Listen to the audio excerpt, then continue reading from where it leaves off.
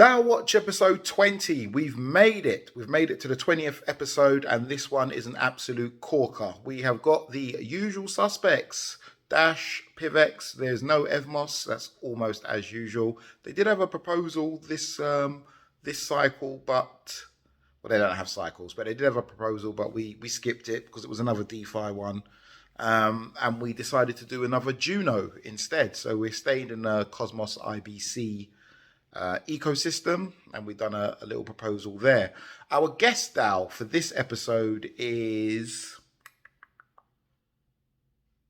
Radiant Capital, which is another DeFi play, but this one's one of those lending and borrowing apps, a bit like Aave, which we've covered before.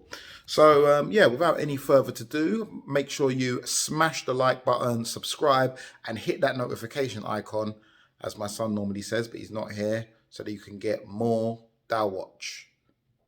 Episode 20. Enjoy.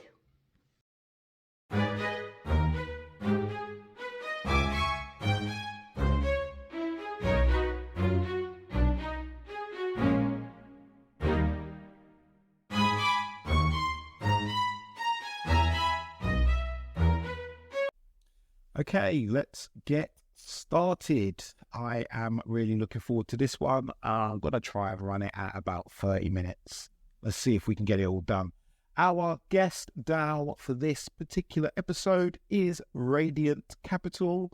They're not a DAO in the traditional sense, in that I can't find a treasury for them, but they do allow the users to... the token holders to put forward proposals, and they do generally action the proposals that have been put forward. So let's call this one a DAO with a little d. Shall we call it a DAO with a little d? We've got PIVX and PIVX Dash, and what we're doing is, because there's never anything on Evmos to look at, we're going to pick from a different project from the Cosmos ecosystem.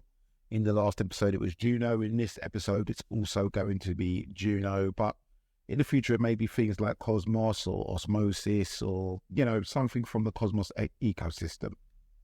So generally in this episode, what we've got is we've got masternodes up first with Dash and PIVX. Then we've got something from Cosmos ecosystem, which this time round will be Juno.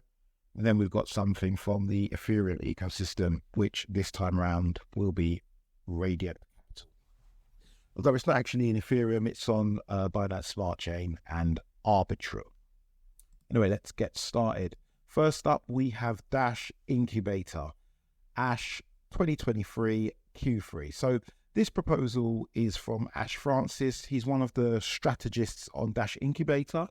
In case you haven't watched any of the series, or any of these episodes before, we often cover Dash Incubator because they're the third-party developers on Dash. They're a group. So how they've done it is they've got 3 or 4 strategists. And what these guys do is, if you want to build something on Dash, you can work with them and they incubate your project. Now, this particular strategist has, and I'm gonna have to put my tail between my legs and issue an apology, maybe an acceptance that perhaps I was wrong.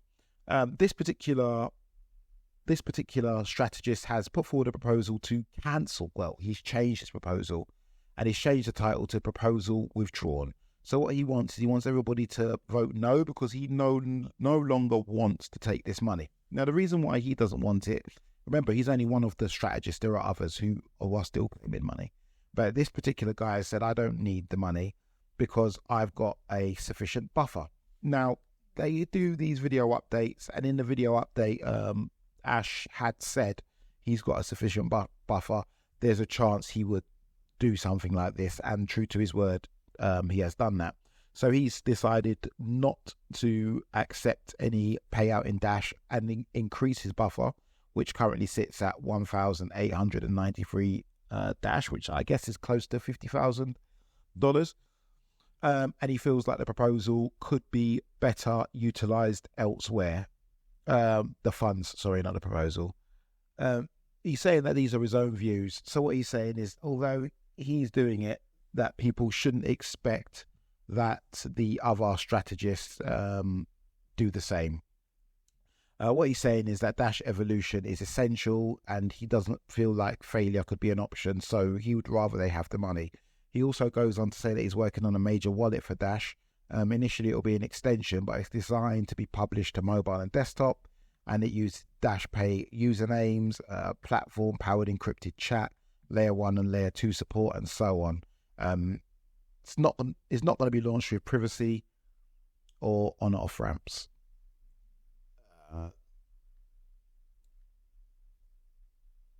So he's saying that this wallet that he's launching is essential to what happens with Dash platform. He also goes on to compliment the other strategists. Rion, for example, is working on essential improvements to Dash to make privacy and payments more accessible for merchants. Tim is working on several dApps to launch with platform that will be valuable for developers and as independent dApps to showcase evolution, as well as atomic swaps between Dash and Ethereum, amongst other work. So what he's also saying is, in this last part, is what I was saying before, is that the work that the people at Incubator are doing is also critical. He does it, and I really like this proposal because it's hard to argue with it. It really is hard to argue with it because, like he says, regardless of your position, they need to deliver it soon, and failure to do so will be damning for Dash. He also wants to assure anyone on the fence that he's very confident in the value of the Dash platform. I guess I'm one of the detractors. I've watched the Dash platform updates, and you know, it's difficult. It's difficult for me because I'm not as understanding of the technical depth of what they're going through. So it's hard for me to have empathy for the massive amounts of delays. And if I'm honest, I'm at a stage where I'm kind of like, who even cares? Are you guys ever going to actually finish it? It seems to have been so close to being finished for so long.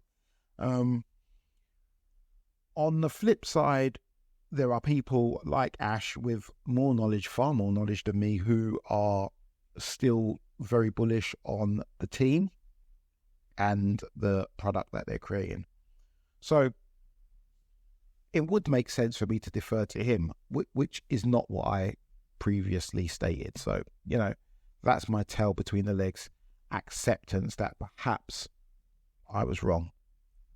But this happens with DAOs. You know, you're presented with new information, or somebody presents possibly the same information, but just in a format that sits better, and then, you know, you understand it better.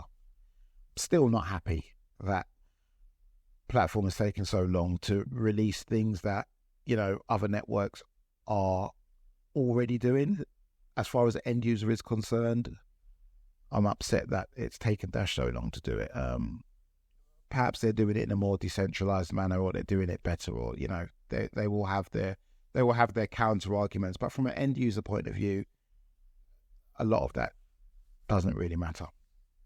So this particular proposal, the pros are it's nice and concise, nice and simple. There's not even any discussion on it. It's that simple. It's straightforward. If he's saying he doesn't want the money, then who are we to tell him to take it to increase his buffer? He's got himself into a nice position with a sufficient buffer, which is testament to his own prudence and pragmatism. So I would also be inclined to change my vote from a yes to a no. I'm not sure about the abstains. I guess I don't understand the logic in an abstain there. Maybe, you know, maybe they're just sick of the whole run around with DCG. And then there's some nice graphs here. His own model for DCG runway based on the latest vague estimates, where he's just kind of estimating how long DCG have got before they actually run out of money, and he is saying that they've got until December at best. October at worst. You know, these guys are getting through $200,000 a month, and they're getting through a lot of money. They are getting through a lot of money, and perhaps for that amount of money, you would expect platform to be finished a long time ago. Let's move on. On this one, I'm gonna go with Ash, and I'm gonna vote no. I love that he's done this. I love that he's explained it. It really, I would say it's a massive help to DCG to have somebody from a team that is winning. I've said it many times that I think that the difference between Incubator and DCG is that Incubator are held to a much higher standard. They're not allowed to delay. People really would get onto them. They're not the type of group where people will say, "Oh, I believe in the developers." If this Ash guy shams about for 1 month, people will be on him like white on rice. They'll be on him. They'll say, "Oh, you'll use the scammer, this, that, the other." So they're held to a higher standard, and they end up delivering. Anyway, let's not labour on that for too long. Like I said, I think it's great for Dash Core Group that this guy's supporting them, and if he's supporting them by taking less money, I'd have to agree with him. So I'm going to vote no on this one, which is exactly what the proposal owner wants me to do. So no means yes, yes means no, and I'm voting no. Let's move on to PIVX, and again, we've got another nice, short but sharp proposal. This one is coming from Alessandro. He's a PIVX core developer, although he's one of the PIVX Labs guys from PIVX Labs. I'm going to say he's a core developer because he's going to be working on the core wallet. Now, he did update us here in the forums as to what was happening with the last proposal, and the last update was to say that because he's got university work, he's not going to be developing for a few months. That's why I didn't publish another proposal. Obviously, at this time of year, he'd said that in May, it's exam time for these brainiacs. So he's off doing his exams or whatnot, and he's finished. I'd assume he passed, because we don't accept no chaff at PIVX. So I assume he passed. He better have passed. And now he's back. He works on the shielded staking. So you should be able to stake privately. Now, this is something that I'm assuming is not available in Zcash, as Zcash is proof of work. As far as I know, I may be wrong on that. If I am, comments in the comment section below. But he's working on shielded staking. He wants to optimize the proof size, which I was unsure of as to whether that would mean you need less resources for staking or there'll be smaller bloat to the PIVX blockchain over time. So I asked him, and we'll see what kind of reply I get on that. And he's also going to fix a few of the vulnerabilities. It looks like they've already been fixed. There's ZIP 2016 and ZIP 2012. So I'm assuming, I struggle to read this stuff. I get halfway through it and I'm like, none of this is making much sense to me. So I struggle to read this. But from what I did read, it was essentially that these fixes have been made already in Zcash, and it would just be a case of porting them over to PIVX, which will need lots of testing and lots of reviews. I really like this proposal. It's so short. It's so to the point. The things that he is doing, he's asking for 25,000 PIV, which I don't know, is maybe $4,000 or $5,000, maybe more. The things that he's doing are quite highly skilled things. He's planning to do tests and reviews, write unit and functional tests. I don't know if he'll open source those or not. I'm not sure. I don't know if that's even something that would be valuable. But I'm assuming if it is valuable, then he would. And then he's going to fix some vulnerabilities and keep PIVX's privacy up to date with that of Zcash, so we don't fall behind. The good thing about having the electric coin company at the helm of Zcash is that the things that they do are battle tested, peer reviewed to within an inch of their life, and they have some nice big bounties on them as well. So PIVX does get the advantage of using that technology without having to finance the security of that technology. For me, this proposal is a yes. There aren't any negatives that I could think of. We know Alessandro, we know that he can do the work. The other devs haven't piled in on this one to say that he can't do the work. So on this one, I'm going to be voting yes. Nice and simple. Let's move on. The next proposal we're going to look at is from Juno. Now, I believe we looked at Juno in the last episode, and we're going to do it again because there's not much going on in FMOS. There was one actually in FMOS that was relatively interesting. It was another DeFi thing. So I decided to go with Juno again. And like I said at the start of this show, that I'm not going to stick in Evmos so much. I want to move around all of the Cosmos ecosystem and just go through different projects that are in the Cosmos ecosystem. I think it's one of the ecosystems to watch, and all of the networks there seem to start life with a DAO somewhat built in. Anywho, so this proposal is to revise the open source funding policy. And in a nutshell, what they're saying is that if we fund a team to build something on Juno, then the things that they build on Juno should be open source. And if they are closed source, it should only be certain parts. So they do actually say that the issue that they have is with a project called DAO, which if you watch my other series, I'm somewhat in love with this project. It makes creating DAOs super easy and creating sub-DAOs super easy. It's a great piece of tooling, works amazingly well, both on testnet and on mainnet. I'm not actually the one launching it, interestingly enough, but there's a little collective. I'll put a link to it in the description actually, but we as a collective are launching a DAO on DAO. So it's just great. It's really, really great, user-friendly. However, before I go off on a tangent, they closed source their front-end source code. So it's, you can't fork DAO. Well, you can fork the smart contracts, but you won't be able to fork the front end. And they've done that as a way to protect, I guess, their own IP. Of course, they could release it open source under a license that says you're not allowed to copy it.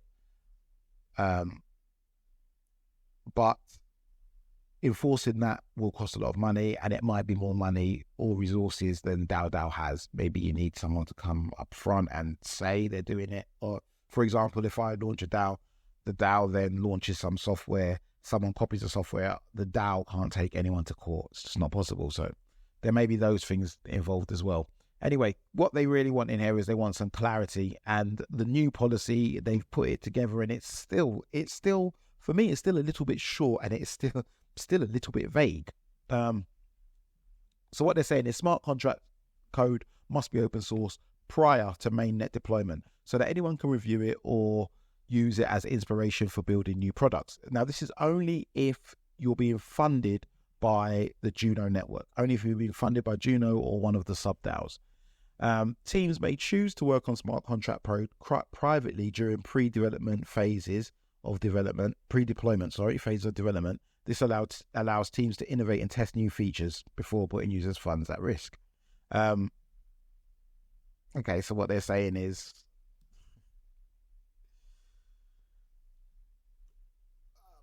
it's almost an exact contradiction to the first part. So what they're saying is they'd like you to open source it, but you don't have to. Teams receiving funding will be required to provide the entity providing funding with regular reports of development progress, and these reports will be subject to non-disclosure terms. I don't like this. This takes a bit of the decentralization out of the DAO. I don't see why the reports should be subject to non-disclosure terms. If you're progressing in development and you've been funded by an open group, if they're funding you, then let's have the minerals to say you should report to the entire DAO, not just to the one or two people in the circles of power for them to look over it, but I think it should be to the entire DAO. Alternatively, the counter argument to what I've just said is, I guess, if the people within the team are voted in by the entire DAO, then, I guess it does make Juno more competitive if teams can report privately to trusted people. I don't really like that, but I will accept that there is competition between networks. And as a builder myself, if there are better terms on Neutron than there are on Juno, I will go to Neutron and Juno will lose my development. I think that there are many teams that are considering the same thing. So after having said it out loud, I do actually like the flexibility of this. I see why they've done it. I think they should change this will be to a maybe, subject to non-disclosure. You don't have to, and I think it's better if you don't. Teams are free to keep their front-end, client, APIs, and indexes closed source indefinitely to retain competitive advantage. We highly encourage teams to open source their code with a restrictive or business license, but recognize that not all teams have funding to legally enforce these licenses. That's what I said just a little while ago. And that makes perfect sense to me. These rules apply specifically to projects being funded by Juno's sub-DAOs and community pool. Beneficiaries or developers receiving funding from Juno are not required to open source work that is unrelated to their specific funding deliverables, such as individual side projects. So that means if you work on anything for Juno, you're not obliged to then open source everything you ever do. I don't know if they need to say that. That's kind of obvious. But I do like that they have said it, and I really do like this new policy. It is short. It's a little bit vague at the beginning, but I like it. I like it that it's nice and short and sweet. You can make that into an NFT, and maybe they should make that into an NFT. For me, it's an obvious yes. There seems to be quite a few abstains. I'm assuming the abstains don't like the wording of the new policy. Otherwise, you would just say no. There are a few no's. I don't know why. Again, it must be not they don't like the wording. But the main validators all seem to be going with yes. There's no big validators saying no. Interesting that the validators all seem to think with the same head. Here, there's a clear maybe 50% abstain size of the yes votes, and as far as we're looking at the validators, can't see any that have decided to abstain. I don't know why. There's not many comments. Stakesito seem to always comment, which is good, but the others don't seem to have commented. Well, that's all by the by. I would vote yes. I like this. I like this new policy, and I feel that if you're one of the people that have abstained, you could either add towards the policy, or you can add or discuss further what you think this new policy should include, or how you can improve it. I think joining in the discussion would be a good way to show your displeasure with the new wording. Let's move on to the last one. We are making fantastic time, and we're on to Radiant Capital.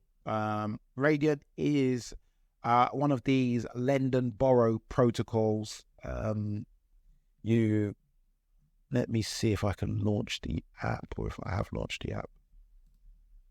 Let me try and launch the app. Let's see what happens. It may work, it may not work. There we go. I'm not going to connect my wallet. I don't want you to see how much money is in there.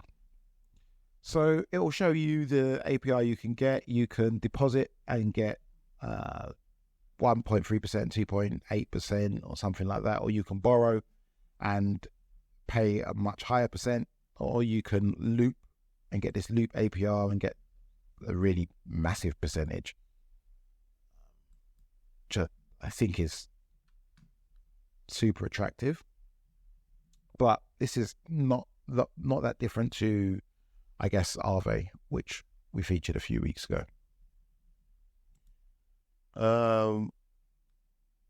That's interesting. So their proposal is to change or uphold the token gating for governance consensus. Now, this is a topic that we have covered quite a few times in DAOs, from both sides of the fence. Now, on the one extreme, you've got PancakeSwap, where anyone can put in a proposal and it ends up just flooded with spam. And on the other end of the spectrum, you've got situations like this, where in order to put in a proposal, you have to have 2,500 RDNT. And this proposal is saying we should adjust it down to 345 RDNT. It's clear which is going to win. Voting doesn't end until tomorrow. But it's clear which is going to win. Tomorrow being the 29th of July, in case you don't watch this as soon as it's released. And they go through here and they say that the reason why they want to change it, the proposer wants to move it down. He wants to readjust it. I'm assuming that the value of Radiant tokens has shot up in the last, since they put this forward, this barrier to entry forward, and they want to realign it so that you have to have at least $100 of value before you can put in a proposal. That would mean you had to hold 345 of the Radiant tokens. Now, I guess all of this is kind of irrelevant. The main real question is, should we decide to drop it down to 345 or keep it at 2,500? 2,500 Radiant is $760. So you have to hold. This is not saying that it will cost you that much. It's saying that you have to hold that much. You have to be that deep into this project before you can put forward a proposal. I'm at somewhat of a crossroads with this. I can understand why people would want to keep it that high, and it's really to avoid spam. I do think that at $100, I do feel it's difficult to spam. I could spam at $100. Essentially, it doesn't cost you $100. There is no, for example, here with the Cosmos ecosystem DAOs, you've got this ability to have a no with veto, which will suck the deposit you've put down. Now, in Ethereum, there is no option for that. There is no with veto. I think it would be a great thing to have in a governance model. I haven't seen a DAO that has used that governance model, but I do think it's an important thing to have. So to spend $100 to then start spamming the network effectively, I think it's somewhat trivial.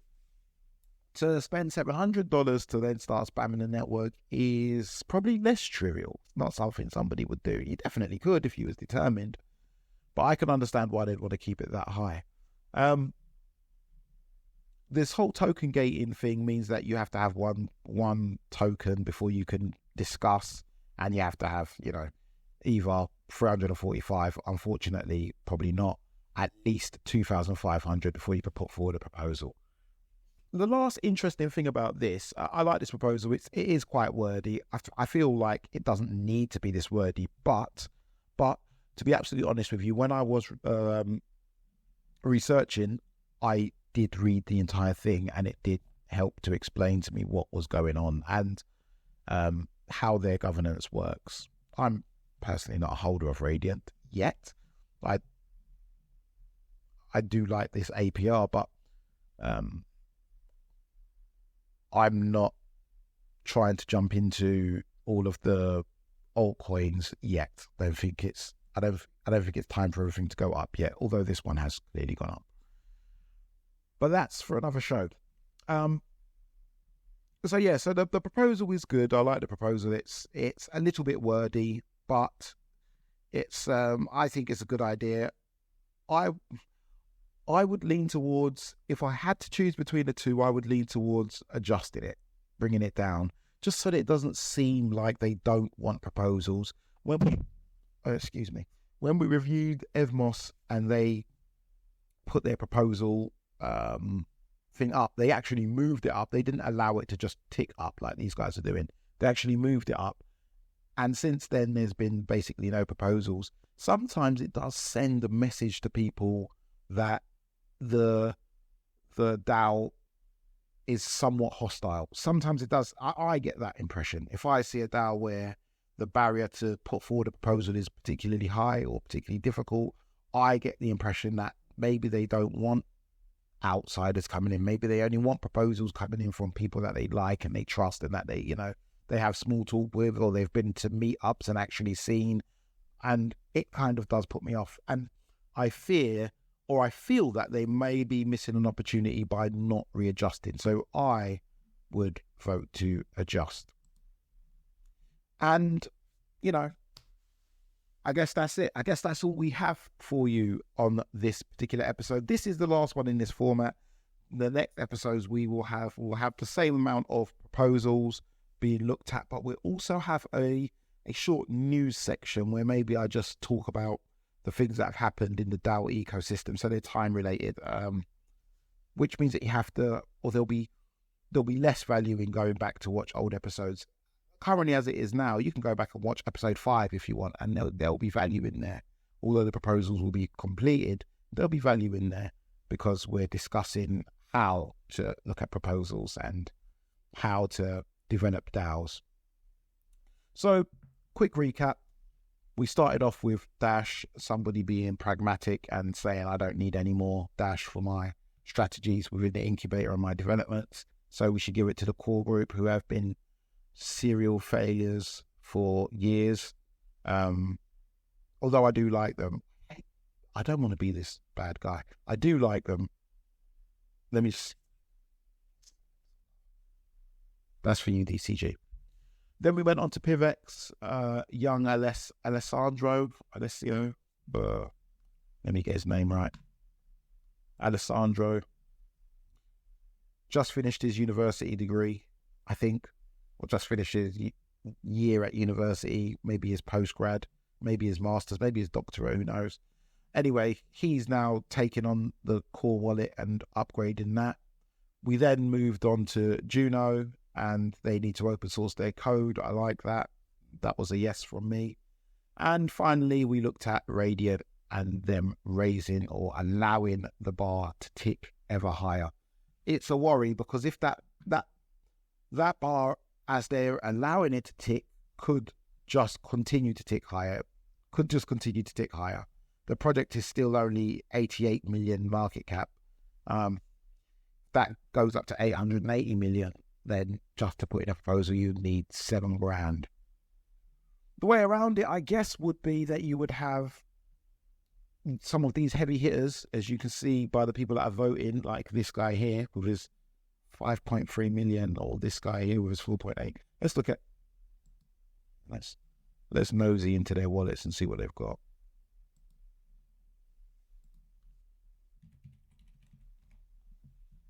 I do like to have a nosy. Let's have a nosy and see what they've got. Let's see what this guy's got. But you have to find these heavy hitters, go and look in the Discord, put your ideas forward. Once you've got one token, put your idea forward, and then this might be one of the, I don't know what this is, but it's got 1 million. It shouldn't have voted then. This particular wallet possibly shouldn't have voted. It may be a whale, but I've got a feeling it's not. I've got a feeling it's an organisation. Let's see. Well, maybe not. Well, I'm going to look at this a little bit closer when I'm off camera. But I can't see how this is not an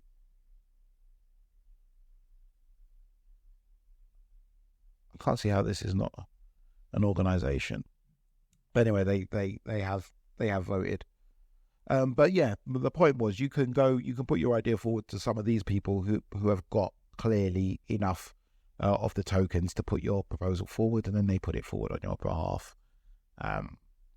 That works well because they then add their reputation to it, and it signals that somebody who the community probably know and trust have endorsed your proposal. It also means that you have to discuss it with people before you put it in. You can't just turn up and not speak to no one before you put in a proposal. So, if your proposal is going to go through, really the fee to put the proposal forward, it won't be an issue, because if it's going to go through, someone else will put that fee forward for you. And I hope to see you in the next episode. Please remember to check out the book that I wrote. It's called The Ultimate DAO Handbook. It's available on Amazon Kindle. And yeah, hopefully we'll start up the Fireside series soon. Our first guest should be Hans, who is the DAO doctor. And if not, we'll keep waiting. Thanks for watching. Peace.